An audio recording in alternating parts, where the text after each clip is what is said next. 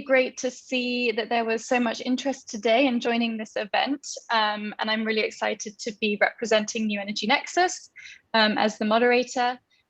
So just very briefly about New Energy Nexus, we are a global network of accelerators and funds that are supporting clean energy entrepreneurs. And our mission is to support diverse entrepreneurs to drive innovation and build equity into the global clean energy economy. So if you're interested in learning more about New Energy Nexus and you're working in clean energy, please do get in touch with us. We're always keen for a conversation. And so to set the scene for today, as you've heard, the panel is going to be exploring impact management across the venture capital investment cycle and also catalytic investments. So you're here today because you want to learn about what it means to manage impact as part of an investment. Perhaps you already would define yourself as an impact investor, or maybe that's something that you're looking to do more in the future. So we're really looking to learn from the experience of Mr. Tien and Mrs. Chi in the work that they do. And we'd really encourage all of you as the audience today to get involved. Put in the chat and introduce yourself. We'd love to know who's here. And as we go along, please do add in your questions because we're going to have time at the end to address several of those. Also, a very quick request to just have yourself on mute if you're not speaking, but we will invite people to ask questions towards the end, in which case you can come off mute. Great. So without further ado, let's start our panel discussion. I'd like to invite both of our speakers. Perhaps we'll start with Mr. Tien. To introduce yourself and your organization, your investment fund, and also to answer the question of what impact investing means to you.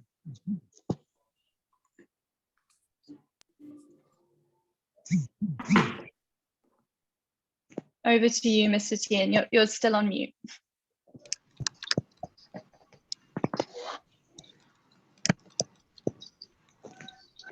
Hi, everyone. Good evening, and it's great to have you guys here. I believe it's a good chance for us to discuss such things, and because it's in the next outbreak of the pandemic within Vietnam currently, as you can see, it's the time for us to understand and also discuss more about the current situation of investment and what is the future after this pandemic, what we should do in terms of investment. My background is strategy. I study in the University College Dublin, and I used to manage a fund in Ireland. Our AUM is 500 million euros and backed by the central bank. Mostly we invest in biotech and renewable energy. That's why we focus more in sustainability, which is, like the key things as the central bank put the money for us to, invest like that. And I just returned to Vietnam, and what I try to do is Wizin is an investment platform. As you can see, we try to make the investment environment in Vietnam more accurate, more transparent, and more impactful. That also is something that we try to do.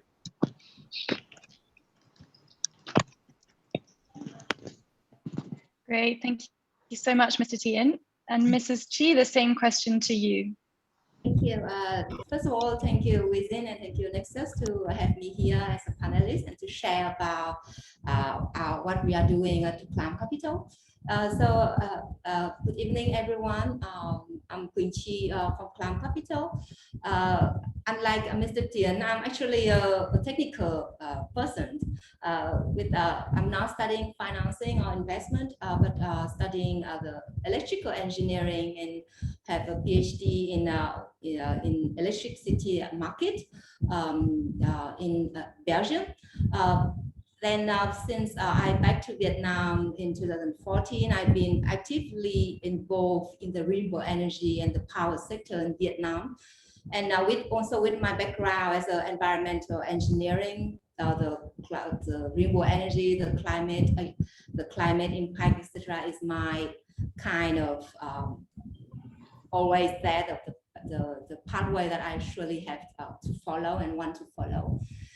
So after several years working with a German organization to support the policy in renewable energy in Vietnam, I had the chance to join Climb Capital since 2020. Climb Capital is a fund manager of a catalytic investor, a catalytic fund we call Southeast Asia Clean Energy Facility, CSAF.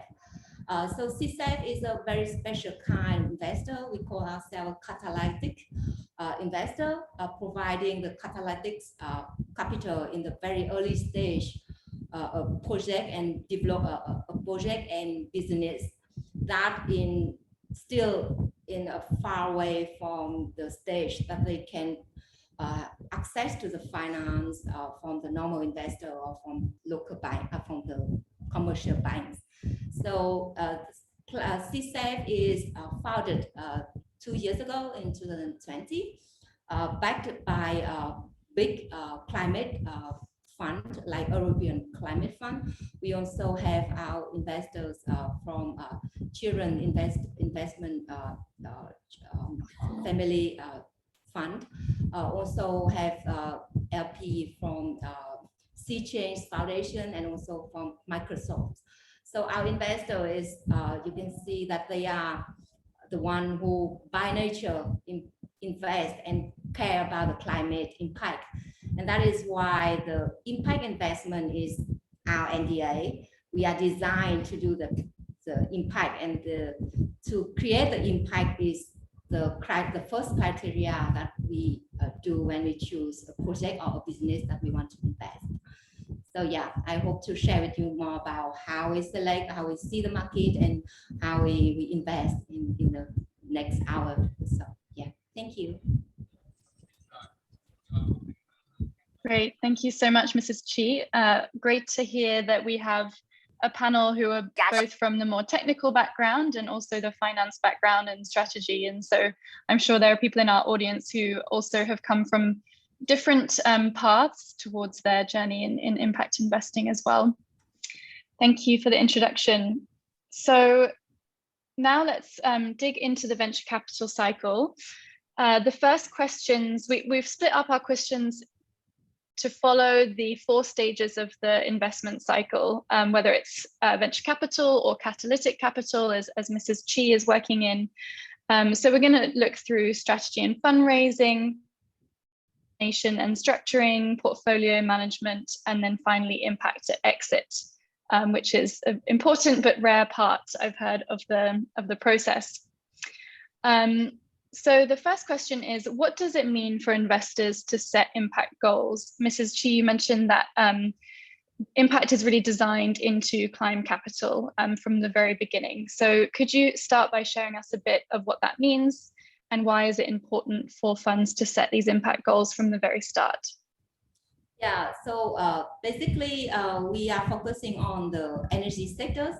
And then for energy sector, you know that we have a lot of issues with the coal-fired power plant, and then the air pollution, the changing of technology allow us to expect more from the carbon transitions. So that is the basic that all of the MPs and our initial investor think of. And then that's why they come together and create a new facility like CSAF, and with the mindset that we need to accelerate the carbon transition in the market, which has the most critical issue with the climate. So that's why we are created with a specific location to work on. Climb Capital work in Vietnam, Philippines, and Indonesia.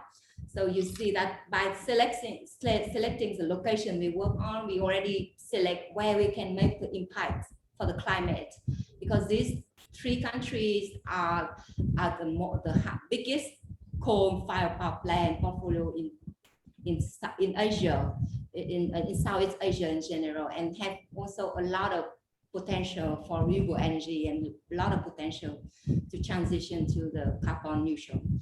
So that is where we start with the location and with the scope. And then we start, we digging more into the impact by selecting the sectors that we can work on. Of course, we're working on energy, but what kind of energy we want to make biggest impact and scalable. So that is where we're working on wind, solar, renewable energy, and also energy efficiency. When you're saving your energy consumption, you're also saving the exploitation of the earth. And also transition is also in how you move from the ICE by motorbike, gasoline motorbike to the electric vehicles. So that is where the sector we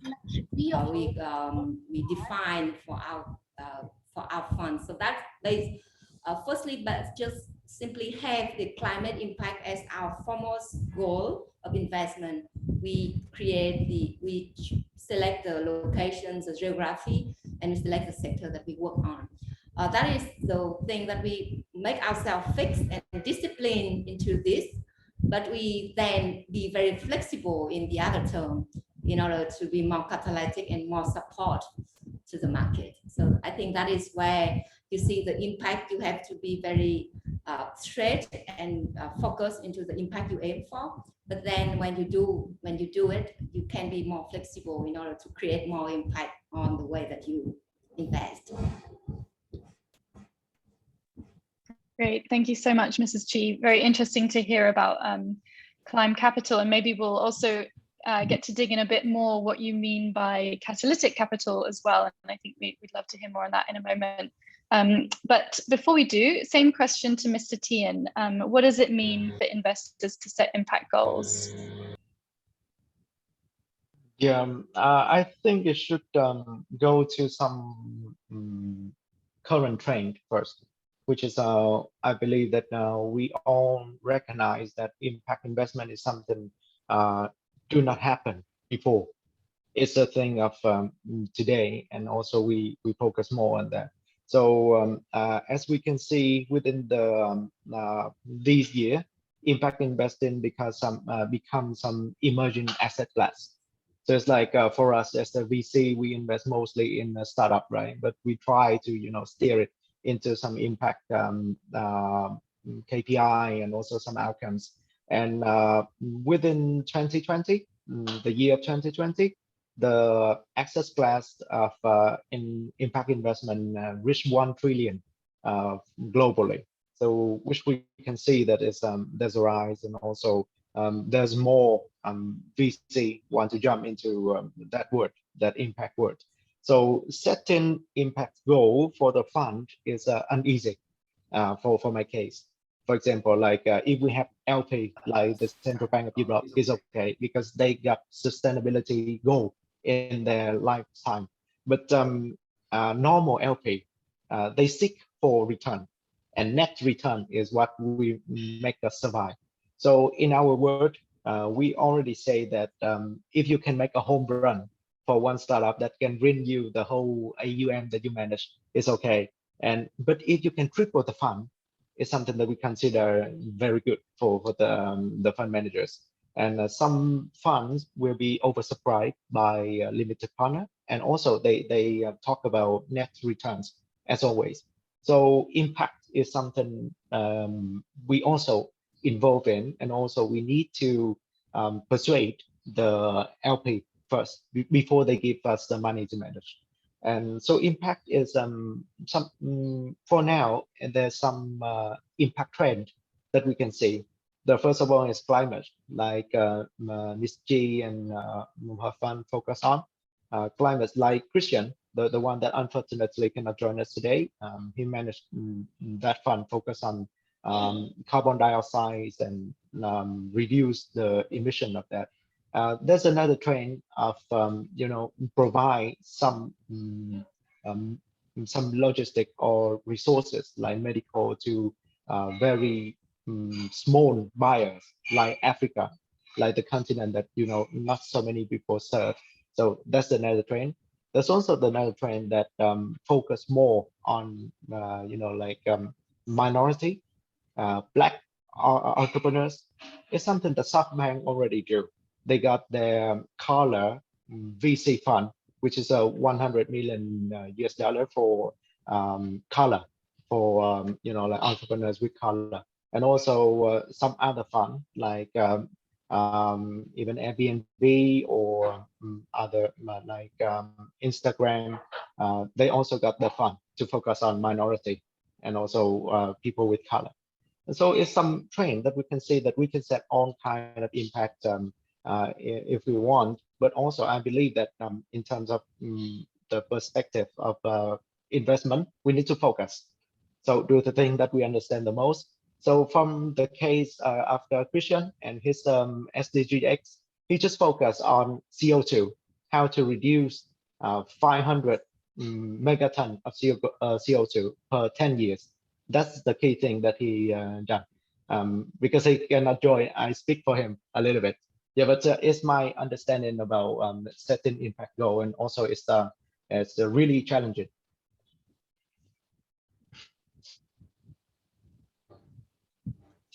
Great, thank you, Mr. Tien. And I think one of the interesting things you touched on is just the diversity of what impact means. So some funds really are looking at diversity, equity, and inclusion. Other are looking at SDGs, climate, and it's an important point that you made that actually what some of the value that investors can bring is in focusing on what they know best when it comes to impact, and setting specific goals that they can then work towards on kind of medium to longer term timeframes. Great, thank you so much. So one of the buzzwords that we hear a lot in impact management is around this term contribution. So what does it mean for impact investors through their strategy to actually contribute to the impact of companies and of startups? So of course we can invest in a company that has high returns and happens to be impactful, which is not necessarily impact investing. So what is this term contribution all about? So how can investors increase the impact of companies? So please, Mrs. Chi, I'll start with you. What does it mean to contribute to impact from the perspective of your fund strategy? I think the term of contribution is very, it has a lot of room for you to interpret and to prove that you have contribution to any kind of business or impact. But I think the contribution is, it will be judged.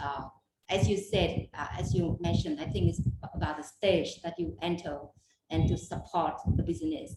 So when the contribution will diverse or will change and need to be fit with the stage that you are entering for investing. For example, in case of as a very early stage, the contribution is to not only the finance, but also through our expertise, to our network. Many of the company or the business that we work with, we haven't yet bring the money to them, but we already connect them to the local partner. We give them the market insight, the market intelligence, and discuss with them what is the market gap there that you can fill in. So that is the contribution with not money based, but I think also very valuable to create the impact. You direct or you advise the investees on the right way to create impact in a specific context and specific market. However, when it's come further and further, later stage of the investment, when they already have a good sufficient business model and need to test it out or need to scale up, then the money will be very critical. And then when this was a scale up, maybe more money is critical. So the contribution is needed every time, everywhere, but maybe in different forms, in different stages. This might be more important with some of the type of contribution. But I think for the business and the impact investment, one kind of contribution is always valuable. Great, that was very insightful and interesting to hear how contribution changes as you support the different stages of a startup company from earlier to more established. Mr. Tien, same question for you. What does it mean to contribute to impact? Yeah, I think I will show you something. You see my screen? Yes, we can. Okay, so this is come from an impact consulting firm, which is our partner also. So what we recognize as a contribution in some way in our categories that you can see here, traditional investment is only about finance. There's also contribution, but they ask for returns as usual.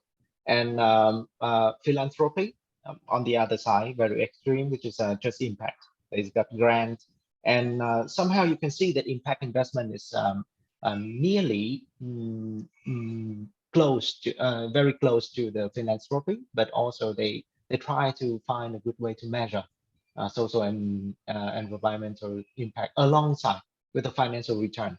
So it's something that I really want to imply, which is we focus anyway. There's just three types of capital, right? The first one is the free capital, which is grant. So government, they give grant, or philanthropists, they give grant and they ask for no return. Also, they ask for performance, absolutely. And also cheap money. Cheap money is with some something that the people that give you the capital, the money, they ask for less. They ask for not the return that compared to the market. And also the real money. The real money is something very compared to the market. It's something that that we give, and also we try to invest in people with the market level.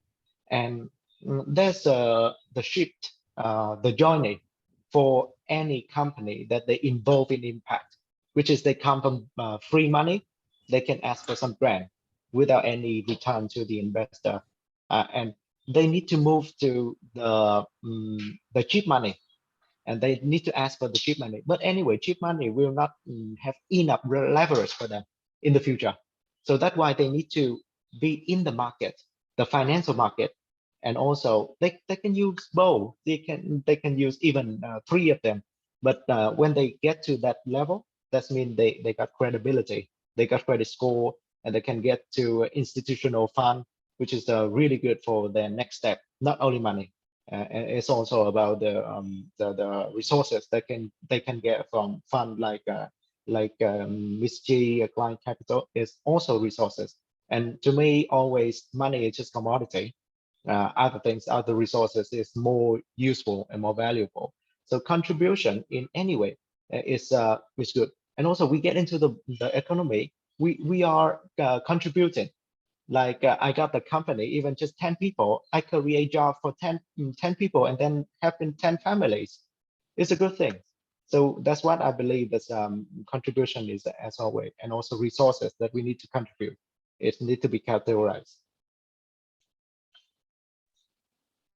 Thank you very much, Mr. Tien, and helpful to see that visual, I think, always where you look at the sliding scale between grants and traditional investment, and interesting how you frame it in terms of what the company needs, similar to what Mrs. Chi was saying, that what the company needs in terms of contribution changes, whether they start with grants, but then if they're really going to scale, they need to move along to some of the other forms of investment. Thank you so much to both of you. And given the importance of a fund's impact goals, what are some of the characteristics that fund managers should be looking for in their limited partners? I think Mr. Tien, you mentioned something about needing to persuade limited partners when raising funds. I think probably Mrs. Chi, the situation for you is very different because you have quite clear institutional funders. So I'd love to hear your very different perspectives on working with limited partners and investors in your fund. Mr. Tien, perhaps you can start us off. Yeah, it's back to the day when we need to raise fund from like a bigger one, and they mostly backed by governments and also the European Union. So that's why they focus more on sustainability. That's the way that happen on Europe all the time. And what I can take out of doing fundraising to them, to the limited partner, is that first of all, they need to have impact philosophy, and they announce that all over the over and over. So it's like the case of Enterprise Island. They also focus very much on impact. So they also invest, and they also call for fund manager to pitch to them, and then use that fund for some impact reasons and goals. So in those cases, first of all, they need to have philosophy, what they focus on, and all the time in Europe is very specific. But in like nascent area like Southeast Asia, is maybe not. But also, I think in the future, as we'll develop that kind of impact philosophy. And the next one is institutional funds. Mostly, they own by governments.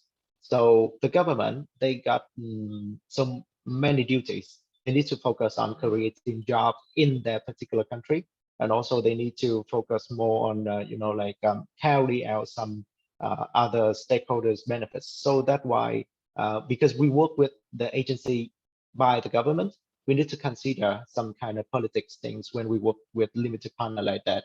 The third thing is that we look for the limited partner which is dedicated, knowledgeable about what they try to get impact on, and also patient. Patient is really important, because anyway, we are fund manager, we take their money to manage. They need to be patient, at least 10 years, like any particular VC is like that. So, but they so rush, or they not the long-term fund, they will not meet our criteria. And also they need to understand deeply about the impact they want to make, and also the profit they want to achieve. So it needs to be a balance. No one can create net returns that high and also that impact that really high.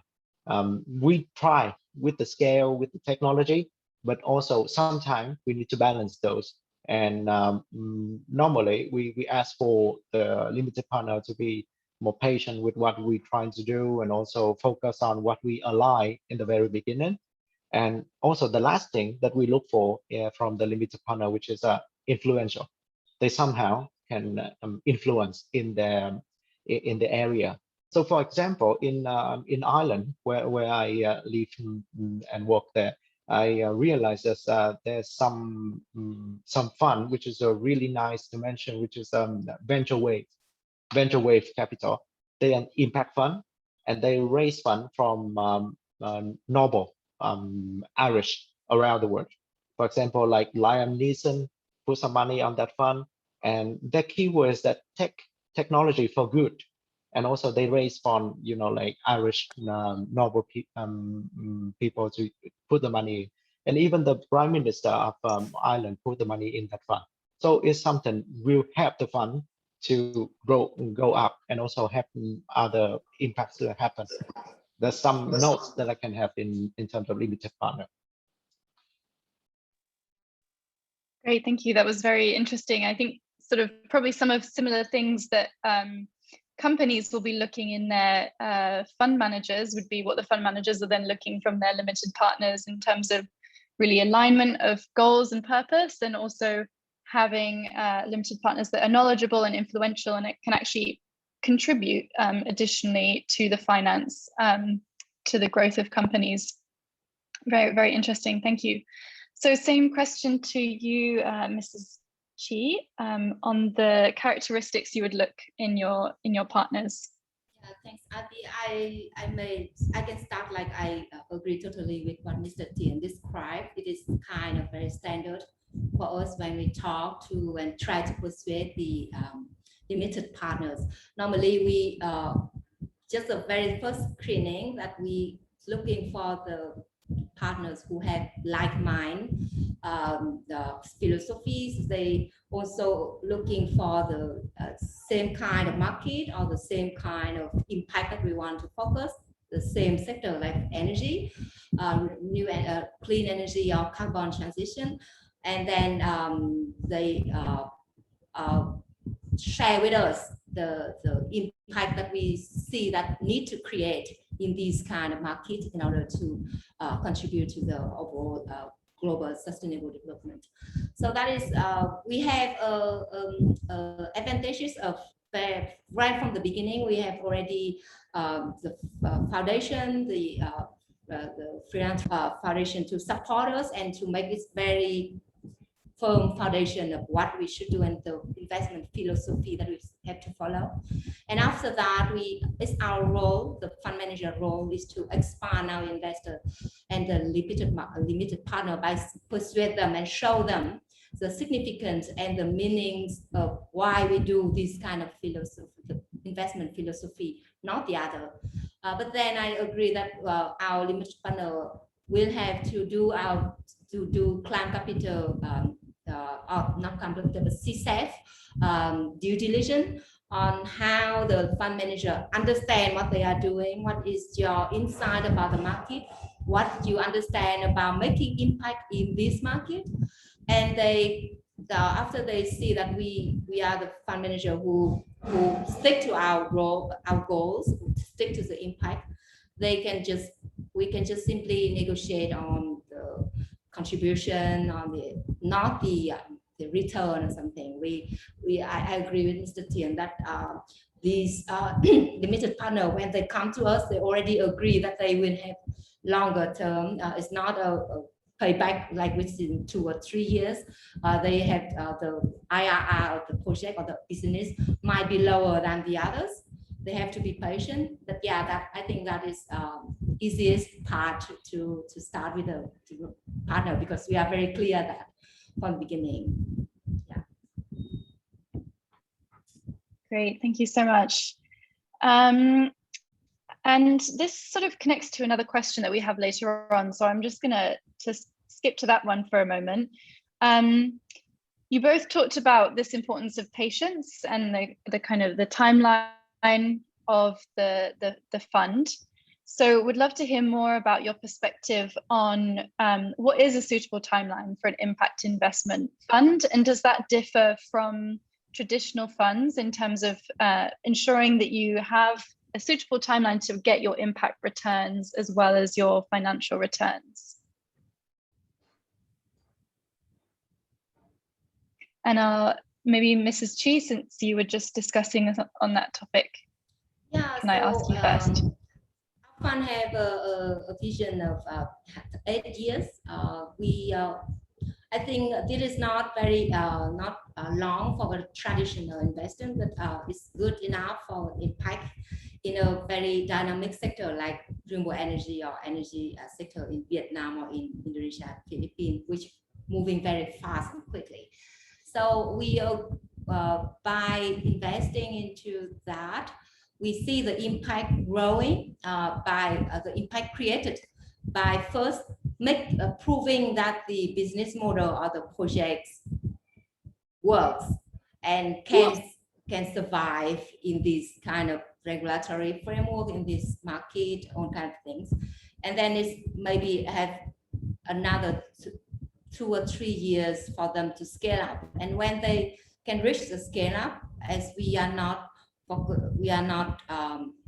enough to sponsor or the scale up variable, but we can bring in more investor as a catalytic fund. We can bring in bigger investor, bigger private investment into that business. I think that is to make sure that the business and the project is successful and reach to the completion of the scale up and the market acquisition. And that is where we believe that what we create, the project create impact will be achieved. And that is where the catalytic fund as us will be happy to exit. So yeah, I think for the projects in the energy sectors, even for the very fast changing sector like EV, energy, electrical vehicles, 8 years could be enough for them to prove themselves in the market and to create the impact for the society.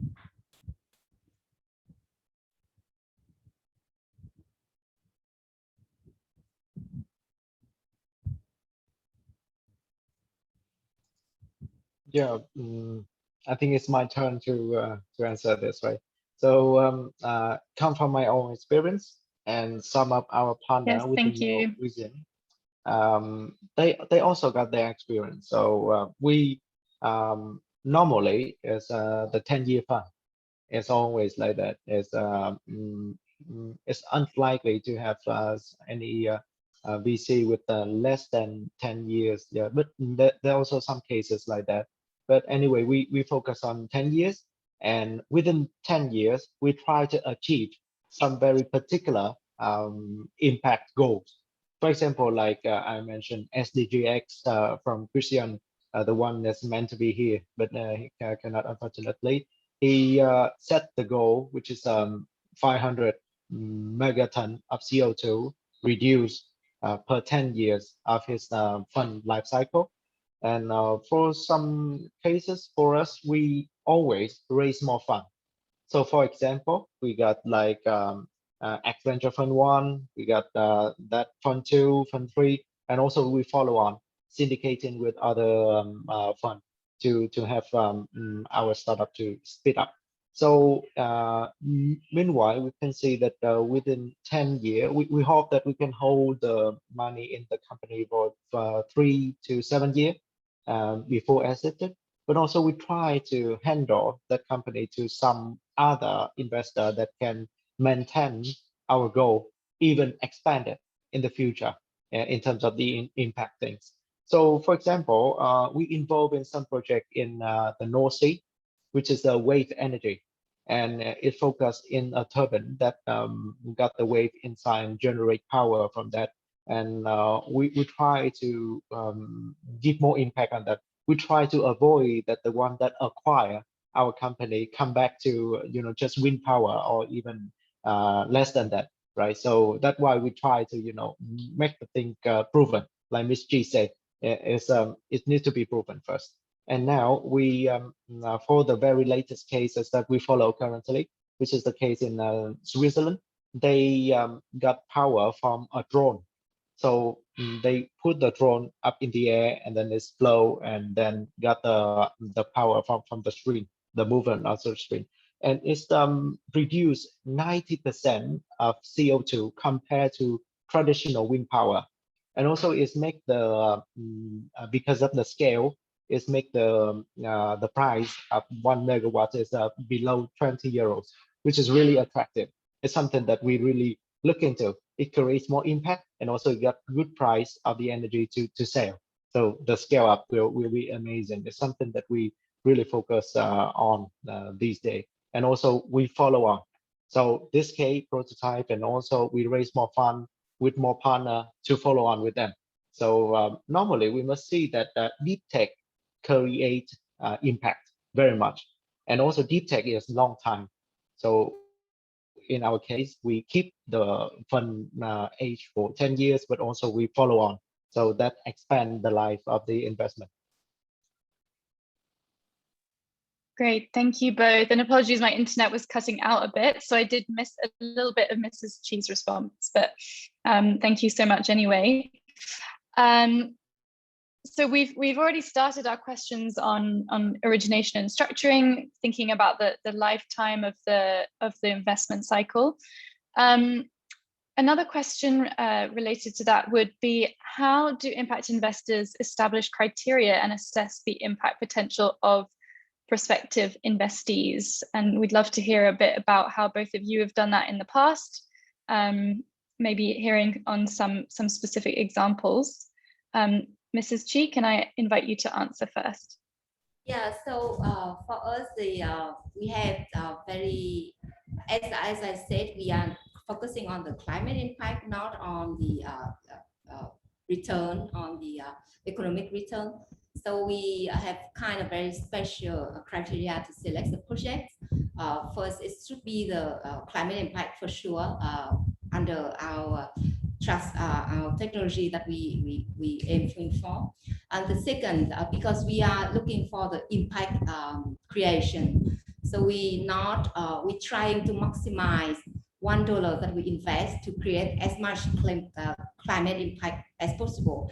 Here is in case the ton of CO2 that you can save thanks to the project. So $1 we invest, we want to see as high as CO2 saving that possible. So that is will be focusing on the scalability of the business or of the project. So we not prefer into one-stop investment, that you invest into 1 megawatt with equipment and you install the equipment and it's create 1 megawatt of renewable energy. That's it. It's not the way that we think create impact. You only create 1 megawatt with $1 million. It's not the impact way of working. We invest into a business model or into proving a kind of new technology or new way of operating business, industrial business, or any kind of pollution business, so that it can be copy and paste. One is proven, this model can be copy and paste, and then the others investor can see the potential and see the benefits of that. And once it's proven, the project or the business model is proven, it can be scaled up, not with our investment, but any kind of investors. They see the potential, they see the benefits, and then they, just, so that is the impact that we think we can, that is the criteria that we choose, a scalable projects. And the final one, I think also kind of essential for the impact investors, that it is the additionality of your investment. You should not crowd out any other investors, or you should not be competition in a market that already very busy, because with that you cannot create any impact. If a project or if a business model already have a lot of interest from investor, it's already create a very good return, so that you don't need to create impact there. The market will do it by itself. Commercial investor will do it by themselves. So you don't create any significant impact there. So you have to be the project that we choose or the business that we want to enter. We have to prove that our fund is additional, or the business is additional to the market. Either is not proven in the market, everyone is hesitant to put money into that. So we are the one who put money into that to make it, to test it or to prove it. And like without us, this project or this business been very struggling into growing. So that is our main 3 criteria then when we choose it, not the IRR or something. Yeah. Great, thank you, Mrs. Chi. That was very interesting, and particularly about sort of thinking on your role in the market. So not wanting to crowd out other investors who actually, in that case, that means the market can help the company grow on its own and there's no need for an impact investor, but really needing to prove new concepts that can then scale. That was really interesting. And I think, Mr. Tien, you touched on some similar points with some examples that you were talking about where you were thinking about more proof of concept as well and using finance to support that sort of thing. So would love to hear from you as well, how you think about criteria and assessing impact potential. Yeah, I totally agree with Ms. Chi that there's set of criteria as something need to be a little bit unique in terms of the impact investment.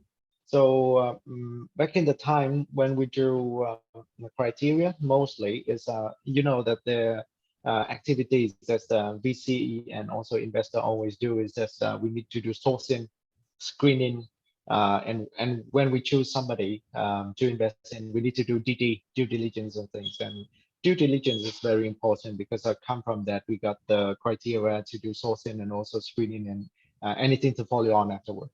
So we got from the philosophy of the fund, and then we set out some kind of due diligence method that we can use.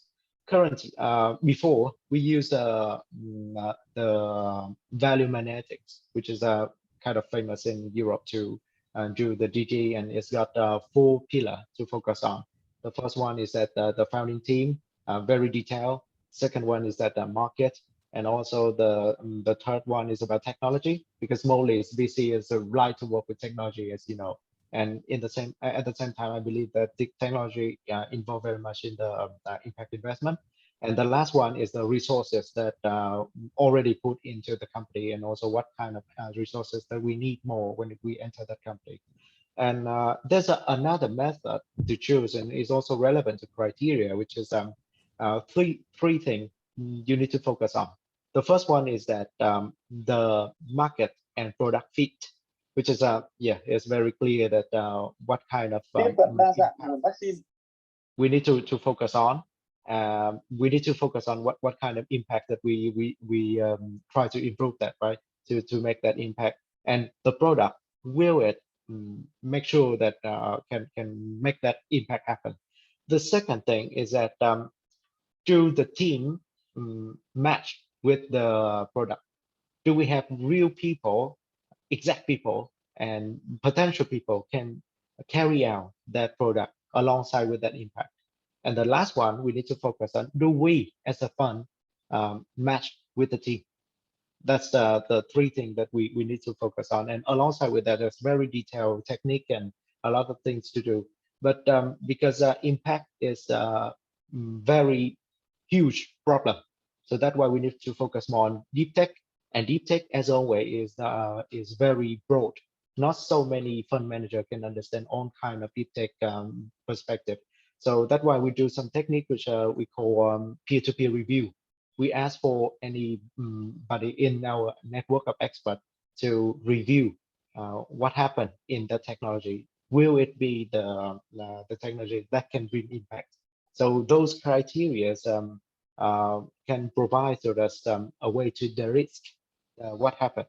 And so one criteria that I see that very common these days in terms of the impact investment world, which is we use SDG, which is the global acceptable criteria.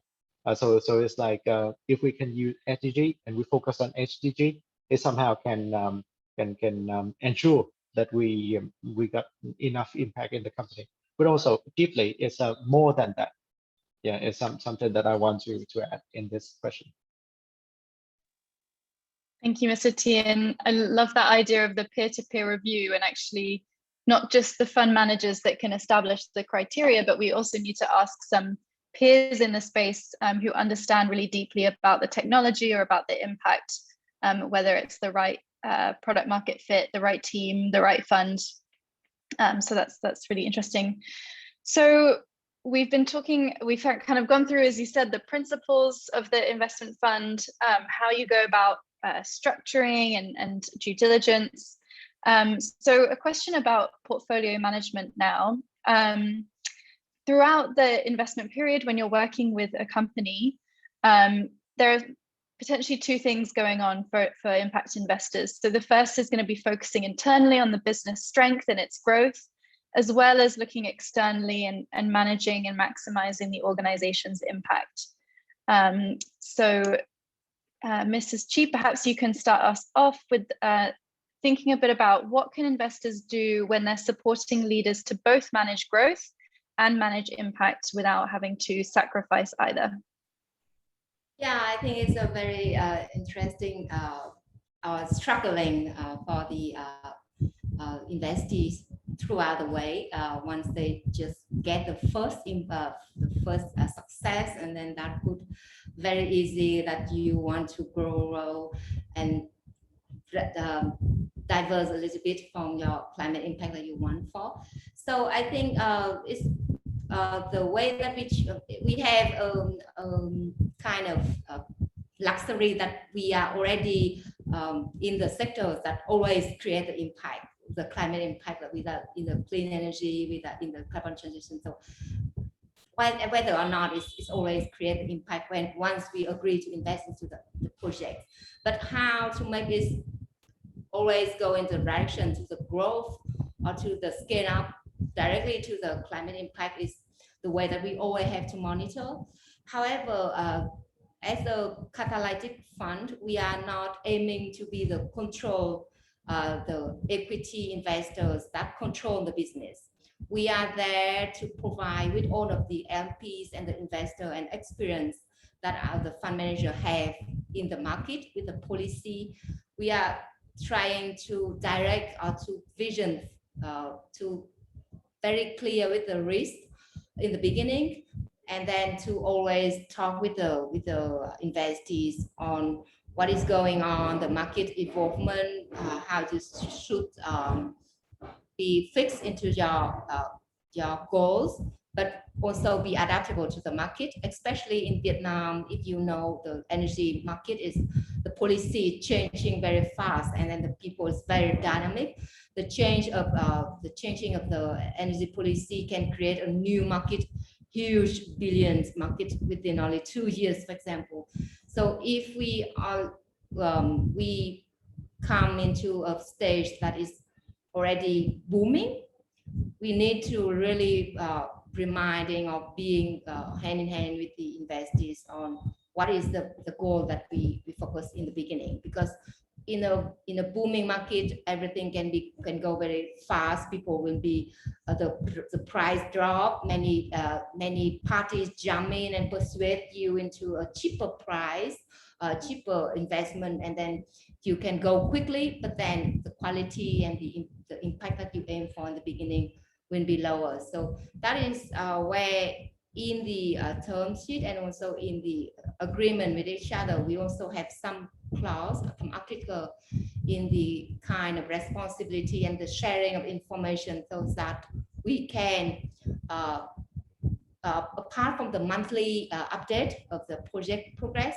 we keep a kind of very close and personal relationship with the investees, exchange in the changing of policy, changing in the forecast of the market in the next few months, for example, in order to always keep up with each other for what we aim in the beginning.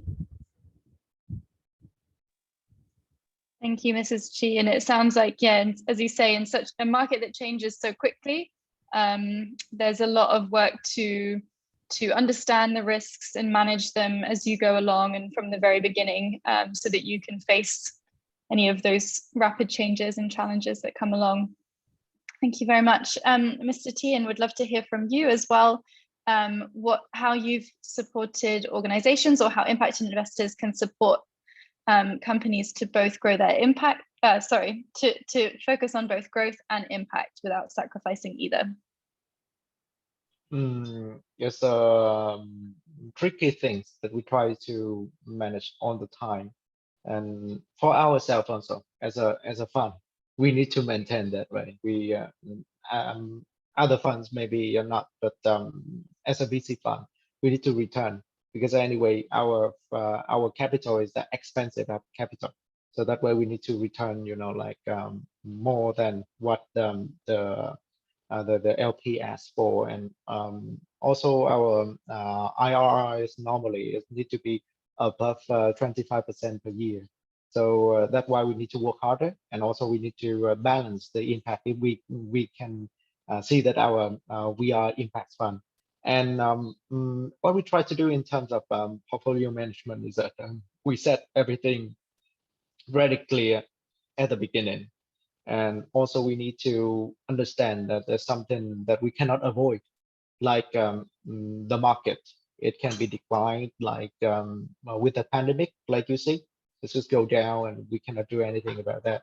And we need to forecast and save for more. So it's one way that we try to de-risk. So for example, one company that come to us, the impact company, they ask for 1 million. Normally, we need to save for them 5 million.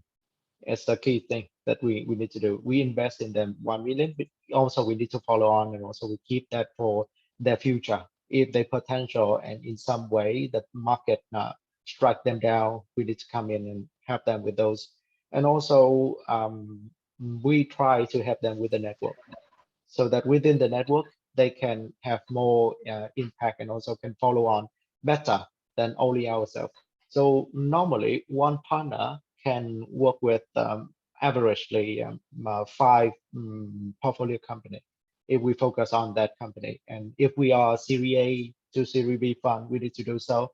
Seed fund, we can carry more, but normally it's 5 per year. So we just focus on those. We try very hard to get them grow and also find a good acquirer, and then we can asset to them.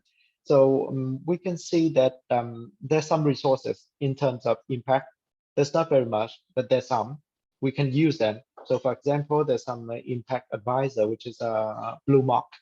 BlueMark is a kind of famous advisor in terms of impact. They very focus on that impact analysis and stuff. So we as a VC, finance people, we can focus more on finance. When we contract specialists like BlueMark or Tightline, they very famous on that word, and they can help us in terms of impact side. So that's something that we can try to reduce the risk and also maintain the both thing. We do what we're good at. That's what I want to say. Great, thank you. I think that is a wonderful point as well around bringing in experts to support, and also thinking about how many companies you want to work with on that basis, that you can help them manage growth and impact. We're running a little bit low on time, and I do want to allow the audience also time to ask questions.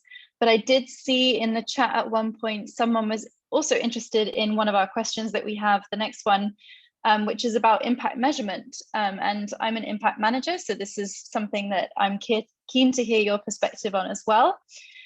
So how do you measure the impact of companies in your portfolio? What are maybe some effective methods that you could share with the audience? Would love to hear from you. Maybe this time, let's start with Mr. Tien, just to change up the order. Abby, as an impact manager, you want to answer that question first? It should be great to have your point. Oh, thank you for putting me on the spot. Yeah, of course. So New Energy Nexus, we support companies through an accelerator. So they're at the stage before they might go on to a catalytic fund, perhaps like Climb Capital. And so really the way that we work with companies is focused on growing the interest and understanding of the role that impact measurement plays in their organization. So for a lot of very early stage startups, they have many different priorities and things that they need to think about. So just making sure that impact measurement is on the table. So when they're going through their various stages, their market research with our program managers, we do also include training in that area. And we look at developing a theory of change with companies. And so that's something that really helps them to communicate when they go and speak with investors. And then also to establish some early indicators and methods for collecting impact as well. So for us, it's really kind of getting the ball rolling, getting them familiar with something like calculating their GHG emission mitigation, so that's something they can continue to grow and build on as they move through different entrepreneur support offerings that are available to them. Thanks for asking the question back to me, Mr. Tien. Yeah, I take the ball back. So in my opinion, impact is doing impact and also doing impact investment is somehow like sometimes it's like playing with fire. For example, microfinance, that what we count on before. We used to invest, put some fund of ourselves to give microfinance, and it's really something that really tricky for us. We give loan to people without any credit score. It's something we believe that we can help those people, but when everything broke down, we find that it's not there anymore, and also we adopt a lot of risk. And also in this case, in this impact world, along my investor fellow, and also the reason is an investment platform, so we work with a lot of investors around the world. We recognize that some of them do not believe in impact investment. They believe that the good way is that I impact myself with the highest net return, and then I can do charity. That's the thing that I do. I will not focus on impact investment or anything.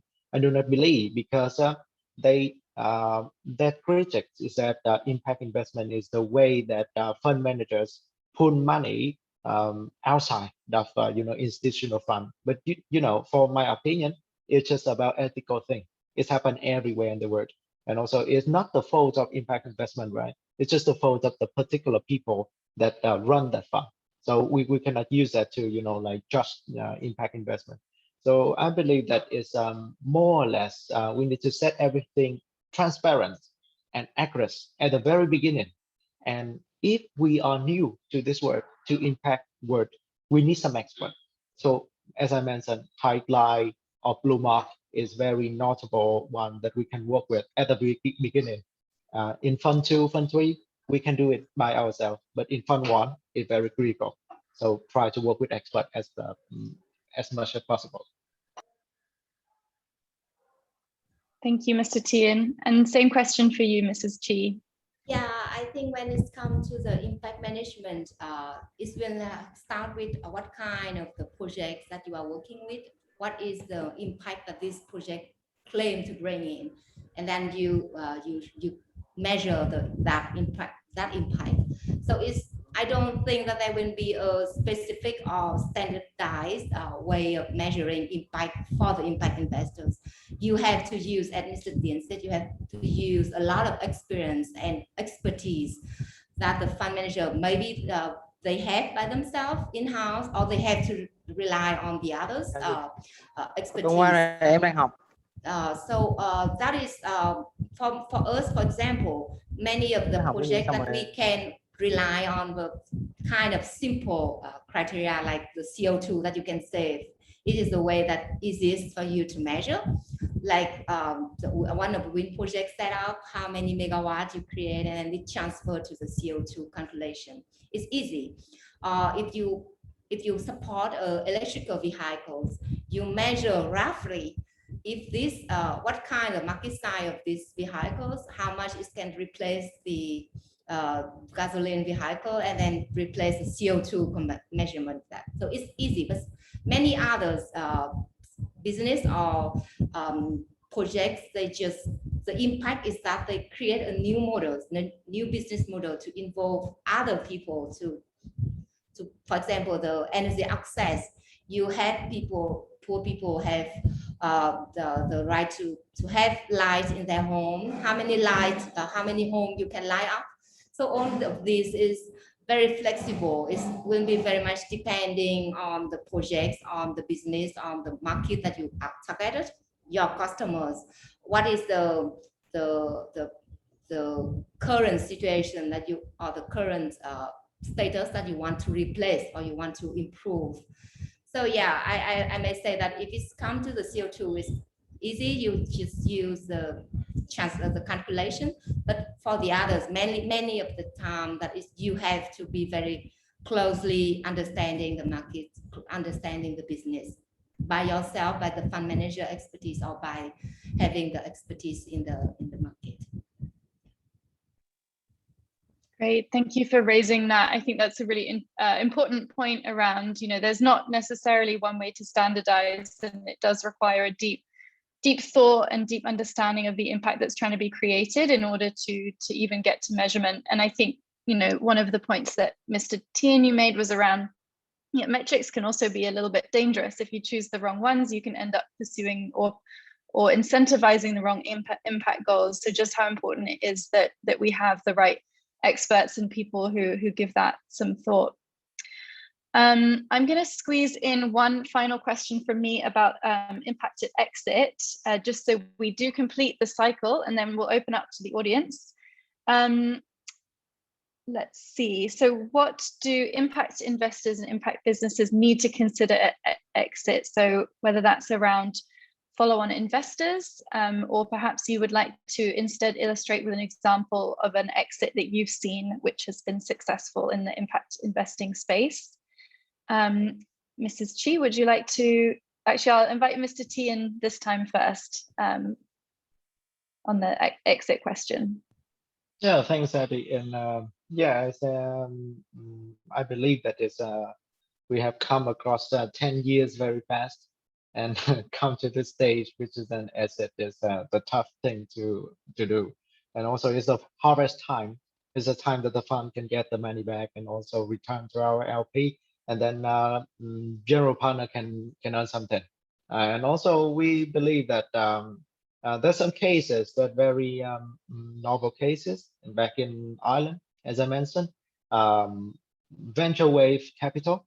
They have launched the fund, which is 100 million, and it's backed by Liam Nansen, Enda Kenny, who is a very famous guy in terms of Irish community, and they have just exited within the next few months before from a company which name is Star Blue, and this is an Irish company focused on cloud-based services, and they use that impact fund to invest in the company to open more opportunities for people to use, like cloud-based services.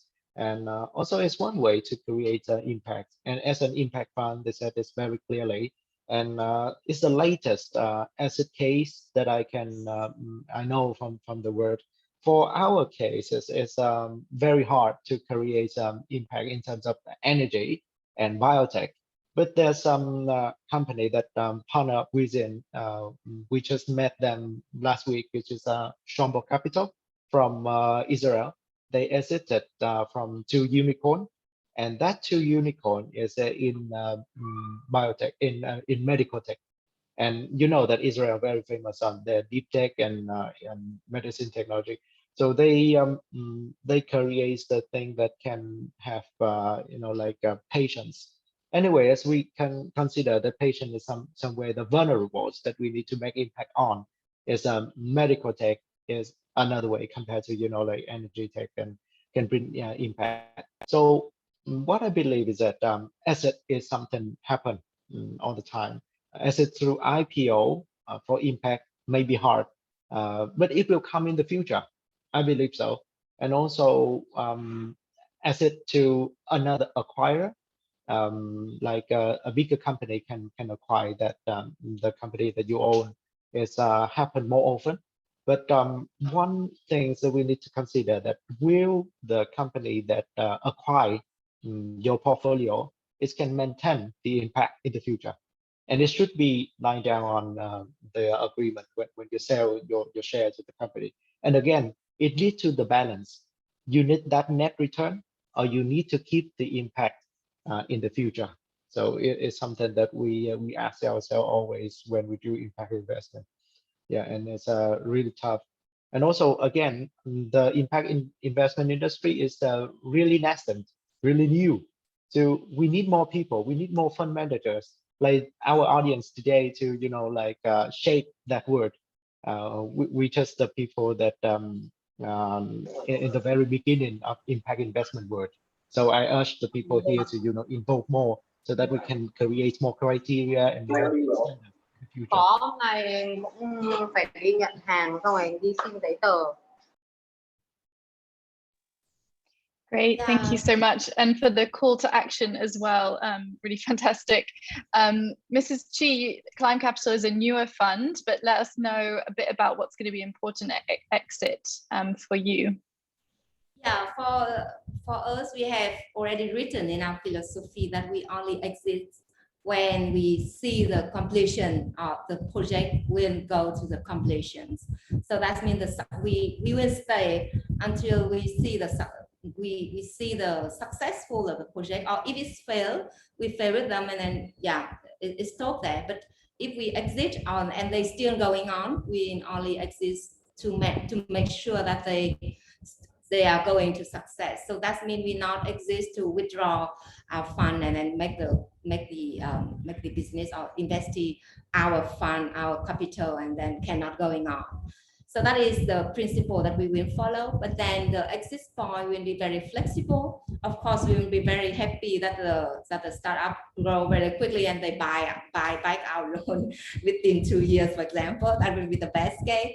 But yeah, we have a kind of timeline, maybe 4 years or 5 years we stay there. And then if the project is not yet scaled up, but it's proof its business model, we also have the we also have the contribution of bringing new investors who share this, who back our philosophies, who want to join and bring more greater capital within this company. And then if the new investor want to buy it out, we're happy to leave. We'll make sure that the startup and the new investor going on. If they want us to still stay there, we'll still stay there until the timeline that we run out of the life cycles. But yeah, I think maybe basically that there's the startup buyers or buy out our loan, or the new bigger investor that we crowd in, or the startup crowd in can pay back the investment that we already made. Thank you so much. So in just an hour or so, we made it through the full investment cycle, which is very impressive. Thank you so much both. And let's now open up to the audience. And I've seen a lot of questions coming through. So Tao, thank you for managing those questions. I'd like to invite Tram Lei. Would you like to come off mute and share your question with our panel?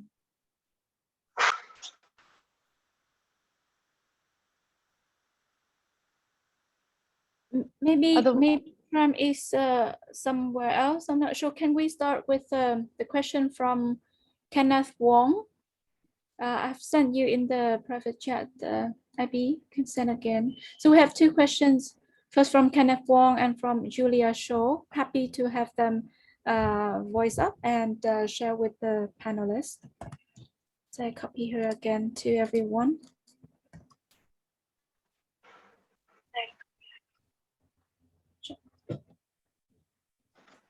These are the first two questions we got from the chat box.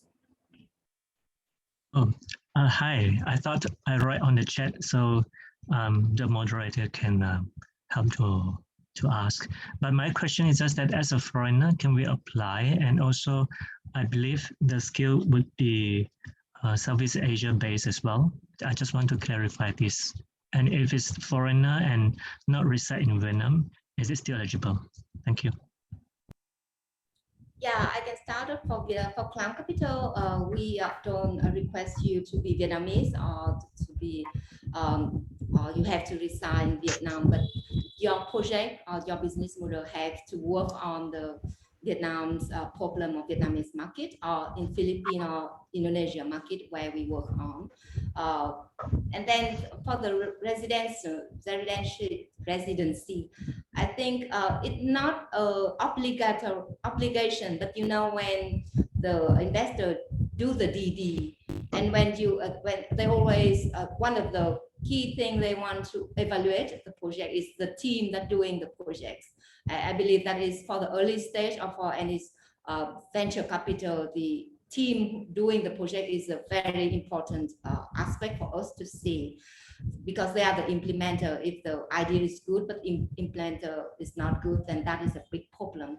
So the DD will have, or the investor, when they evaluate the project and evaluate the implementer, they may have the question that why you doing this project in this market, but you don't have team there, you're not present there. If you're not present there, how you can grow your business there? So you may not be the residents there, you may not be the Vietnamese, but if you have a team, local team there to support you, that will be a key thing.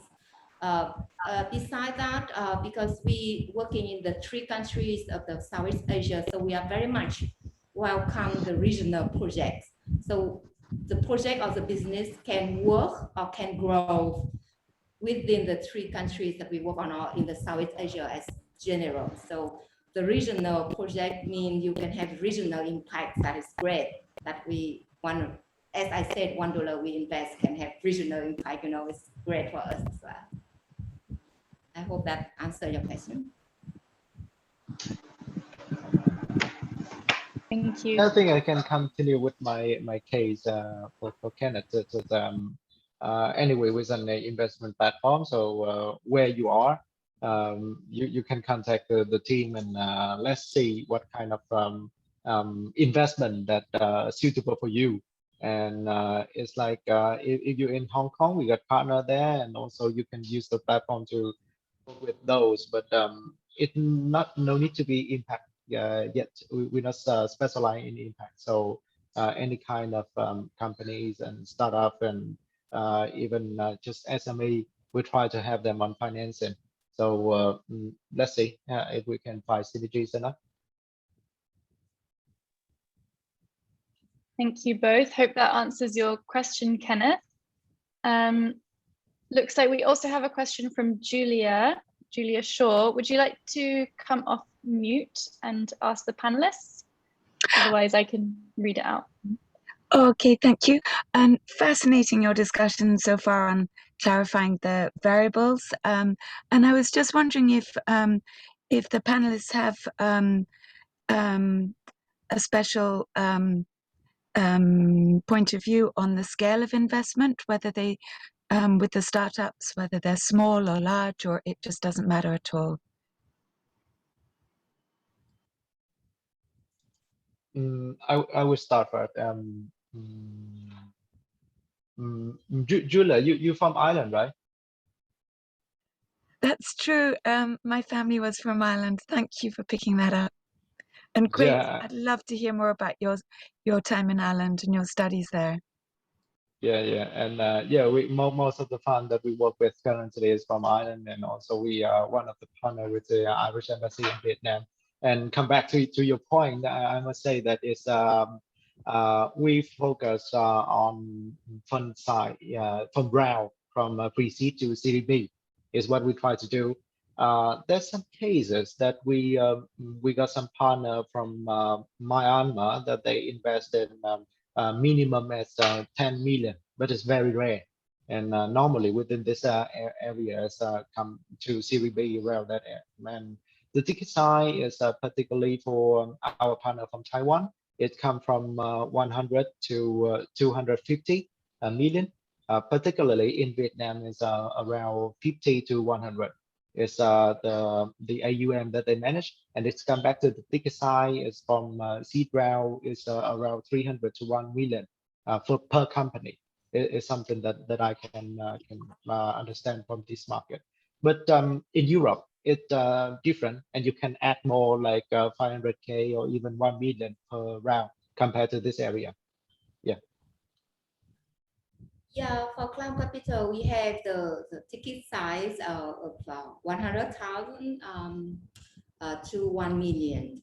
So that is the range that we provide, because below 100,000, you think that you know that the DD that we pay, the cost for DD we spend for that will be like not worth the investment. For the 1 million, we expect to increase it up in the future when we have more investors. But we do, because the way that we invest is the non-recourse kind of non-recourse non-security loan or investment. So this is very high risk that we take, and we come in the very early stage. So that is the high risk that we take. So we require, apart from the 1 million, we also require kind of matching capital from the investees, so that because we don't have security, we don't have the we non-recourse investment. So the security that we expect is the matching from the investees, so that we take we share the risk with each other. It's not that we invest and the money is to burn without responsibility. Yeah, it's basically the way that we invest. Thank you so much, both. Hope that answers your question, Julia. Yes, definitely. Thank you.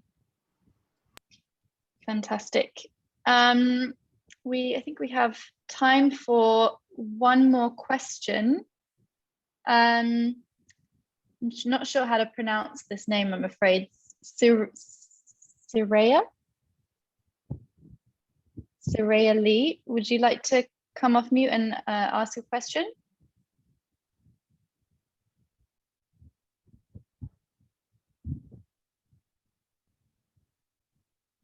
Okay, maybe we'll move on to a different one. So how about a very topical one? What are some of the opportunities for impact investors after COVID-19 pandemic? How is the pandemic changing the world of impact investing? Yeah, I can start. I think the pandemic showed that we need more impact investment. The world had the society and the changing is now needed more than ever. So from the perspective of market, we have more needs to create impact, to change the way that we work, we live and we exploit the earth before. So that is where the market and the opportunity open for us.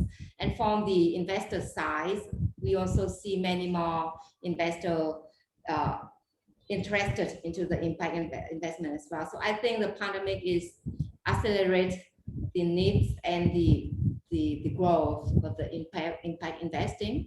We can have more investors interested, and we can have more investees with more brilliant idea to solve the problem that all of us realize, or obviously more after the pandemic. Great, thank you. I think accelerate is a key word there, both the need and the interest, which is reassuring that there's more people coming into impact investing. And how about you, Mr. Tien? Mr. Tien, how do you think the pandemic is shaping impact investing? I believe that first of all, careless investment create the pandemic is the first thing.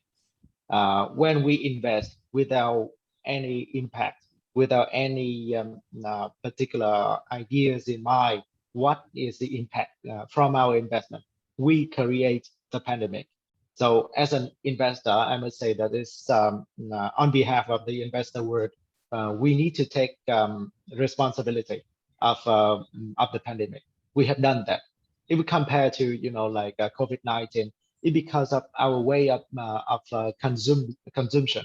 We try to like put a lot of animals in the very small area to feed them, and also use the food, use the meat for people. It's create disease is something that we know before for quite a long time. But we also invest money in that, right? We also invest in money in like fast retailing because it creates a lot of money, and also like fast fashion. That's why we create the pandemic.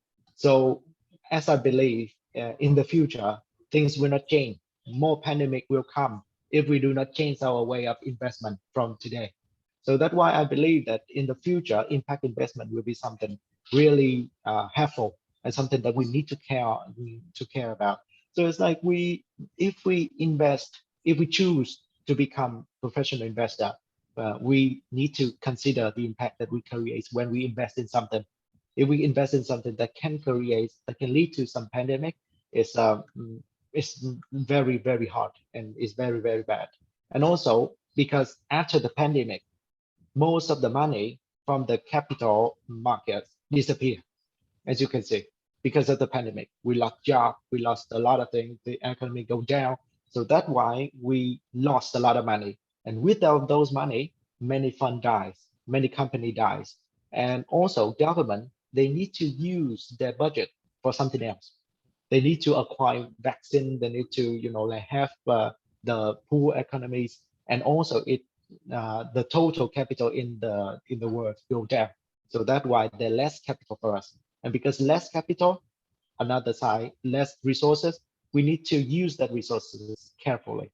So that's why we need to focus more on impact. We need to save more. We need to invest more intelligently. And so that's why I believe that after the pandemic, we need to be more careful. Is one thing. And also impact investment particularly need to be faster.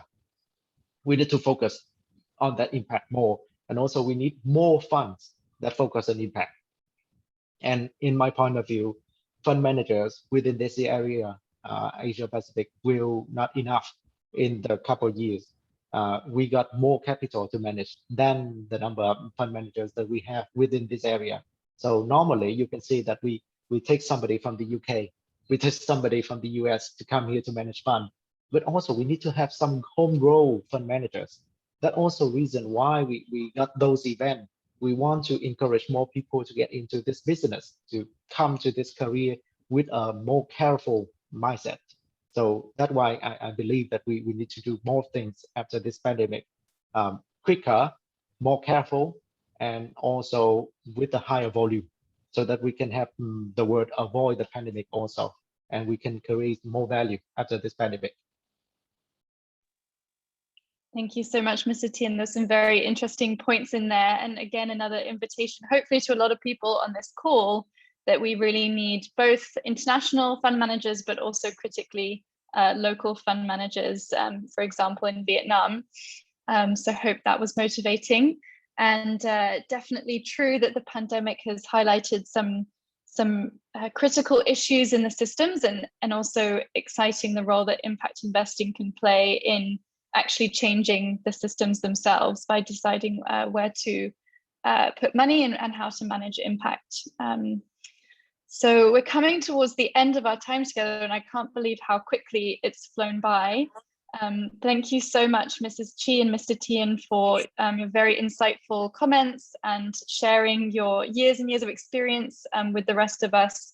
That was really a lot of fun. I think a couple of my key takeaways would be that impact investors need to be the acrobats, very good at balancing. A lot of it is about really aligning from the very beginning, balancing between different priorities and different people's needs. And another key takeaway for me was just how unique impact investing is to traditional investing. So it's not as simple as thematic aligned, I think it was called, investing, where you might invest in social businesses, but actually there's a lot around principles and contribution and thinking about what is your added value to the market, and not just being another typical player in the market. So thank you very much. And thank you to our audience for joining. Perhaps if people have one more moment before we leave, we could take a group picture. If people are happy to put on their videos, we'd love to just have a memory from this special event. So do put on your cameras. Thank you so much. And someone from the Wizen team, I think, is going to count us in for the photo. So a few more seconds to put on your cameras to see some of the beautiful faces that have been involved today. Okay, guys, we will wait for 3 more seconds. If you don't open the photos, we cannot take your beautiful picture. Okay, so I will count from. And in the minute, just let people open the camera. I Okay. will give you more information on the way.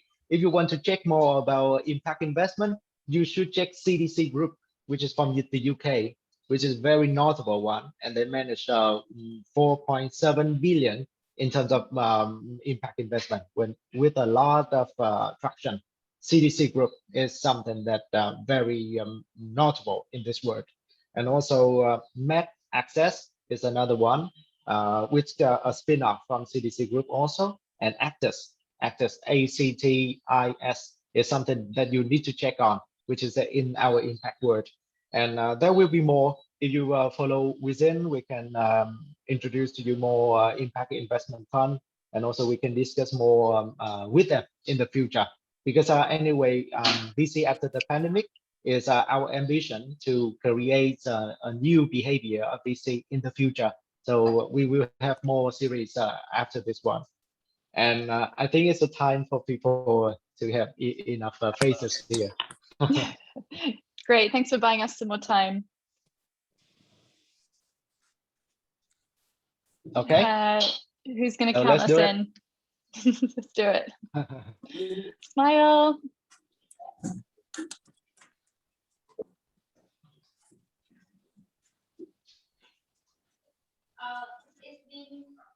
Are we ready? Is it good? Good. Let's do it. Impact people. Okay, you can count, Abby. 3, 2, 1, smile.